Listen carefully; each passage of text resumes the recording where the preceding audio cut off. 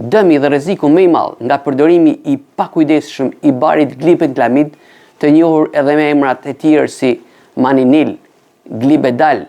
apo diabos, është ulja në vlera shumë të ulta dhe të dëmshme të sheqerit me rrezik për humbjen e vetdijes apo dëmtimin e trurit. Edhe rasti i kundërt, mosmarrja e këtij bari në mënyrën dhe dozën e përcaktuar nga mjeku është përdorimi i gabuar. Parsi edhe lënia e vetes apo e një personi që e keni në patronazh me vlera shumë të larta të sheqerit në gjak çon në dëmtime të organeve vitale si syt, veshkat, nervat dhe enët e gjakut.